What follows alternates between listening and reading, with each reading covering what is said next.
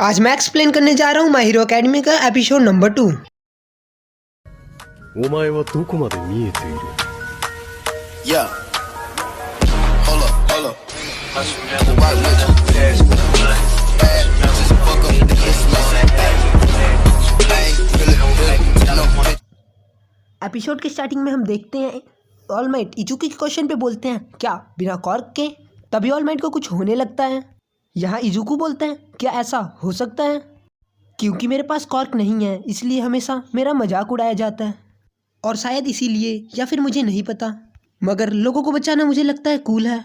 और हम यहाँ देखते हैं कि ऑल माइट की बॉडी से धुआं निकल रहा होता है। इजुकू बोलता है एक बड़ी सी स्माइल के साथ लोगों को बचाना, मुझे भी आपकी तरह बनना है, एक महान हीरो।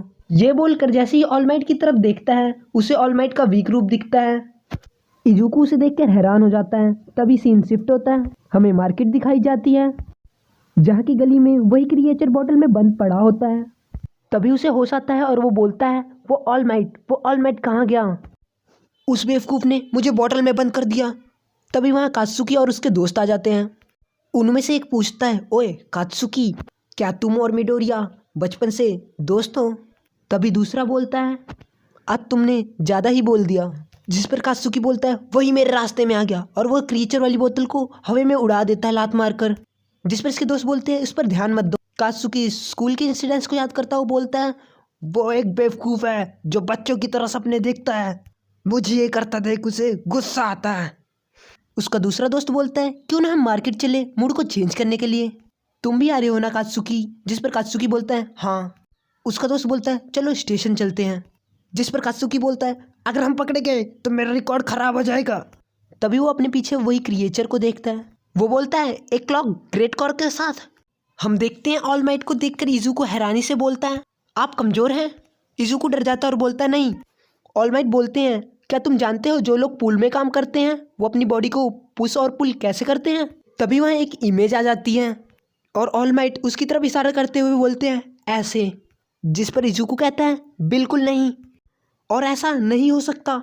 ऑल माइट जो लीडर हैं जो अपनी स्माइल से सबको बचाते हैं वो महान है। और ये सुनकर ऑल माइट बोलते हैं एक फेयरलेस स्माइल, ऐसा क्या? बोलते हुए वो बोलते हैं जब तुमने मुझे ऐसे देख ही लिया है तो बच्चे ध्यान रखना कि तुम ऑनलाइन ना लिख दो, भूल कर भी नहीं। वो अपनी इंजरीज को दिखाते हुए बोलते हैं यह एक इंजरी है जो मुझे 5 साल पहले दुश्मन से लड़ते हुए लगी थी। इसे सुनकर इजुको बोलता है ऐसा नहीं हो सकता, 5 साल पहले टॉक्सिक चैनसो से लड़ते हुए क्या ये तो नहीं लगी थी? ऑल माइट बोलते हैं सही कहा, मगर उस तरह का बेवकूफ़ मुझे नहीं हरा सकता। उस फाइट को दुनिया के सी लाया गया, ऐसा करने को मैं नहीं कहा था। और वो बोलते हैं मैं लोगों को स्माइल से बचाता हूँ, वो सिंबल ऑफ पीस किसी ईविल के कारण ख़त्म नहीं हो सकता। मैं स्माइल करता हूँ हीरोज़ पर होने वाले प्रेशर दिखाने के लिए, अपने अंदर के डर को हराने के लिए। जो प्रो होते हैं वो हमेशा अपनी लाइफ को खतरे में डालते हैं। मैं ये नहीं कह सकता कि तुम हीरो बन सकते हो या फिर नहीं।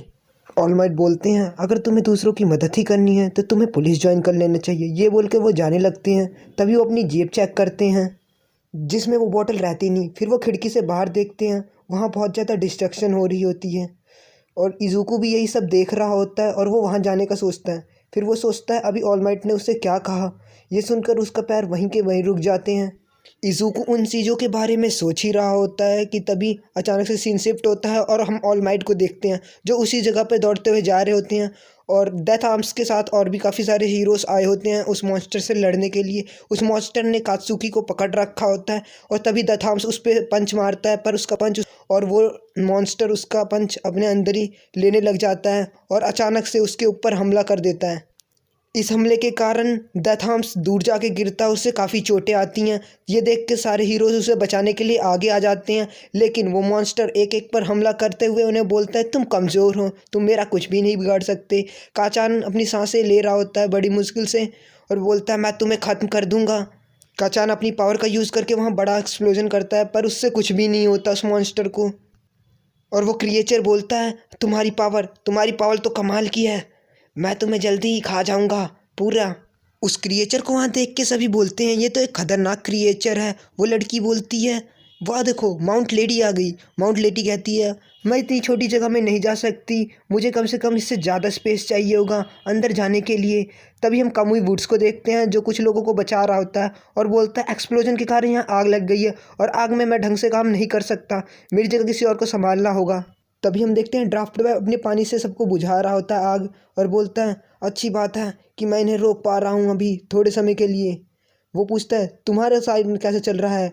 द थॉम्स बोलता है हमारे साइड कुछ भी ठीक नहीं है, हम इससे नहीं लड़ सकते, ये सारी पावर्स एब्जॉर्ब कर लेता है और एक बच्चे को भी उसने कैप्चर कर रखा है, हमें उसे छुड़ाना होगा जल्दी। वो क्रिएचर उसकी तरफ बढ़ता है और उन सब पे हमला कर देता है और सारे हीरोज़ उसे डॉच करते हुए और कहते हैं अभी हमें थोड़ा रुकना चाहिए, जब तक हमारे और साथी नहीं आते हम इससे नहीं लड़ सकते, हमारा कॉर कितना ज़्यादा पावरफुल नहीं है। और तभी द थॉम्स कहता है मुझे उस बच्चे के लिए बुरा लग रहा है, तुम्हें थोड़ा और इंतज़ार करना पड़ेगा बच्चे, हम तुम्हें बचा लेंगे। वो काचान को निगलने ही वाला होता है तभी ऑल माइट आ जाते हैं और कहते हैं अरे नहीं, ये मेरी ही गलती है, एक फ़ैन के चक्कर में मैंने ये क्या कर दिया, मैंने इन लोगों को खतरे में डाल दिया, मैंने इतनी बड़ी बेवकूफ़ी कैसे कर दी आखिर में।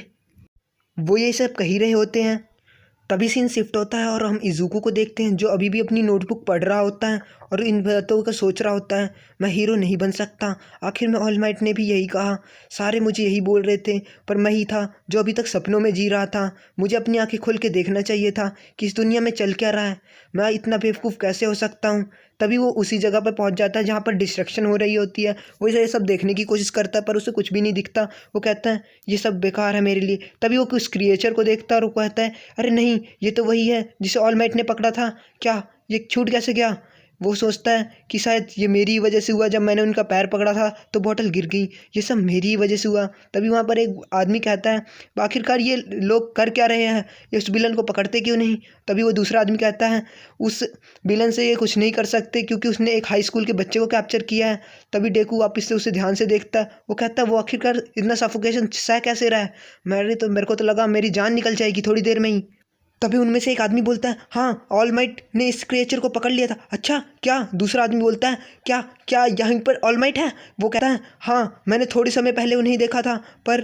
तभी वो विलन उन पे हमला करने के लिए आगे बढ़ता है और उन पे हमला करता है। द थॉम्स कहते हैं हमें थोड़ा और वेट करना पड़ेगा बच्चे, तुम्हें थोड़ा और सहना पड़ेगा बस थोड़ी देर।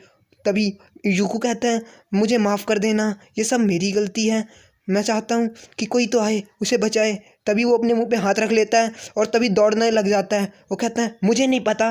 तभी द थॉम्स कहता है बच्चे तुम्हें मरना है क्या।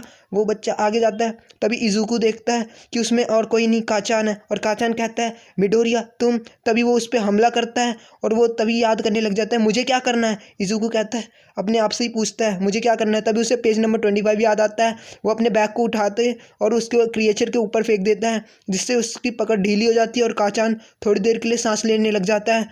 तभी वो काचान को कहता है क्या तुम्हें मदद की ज़रूरत है।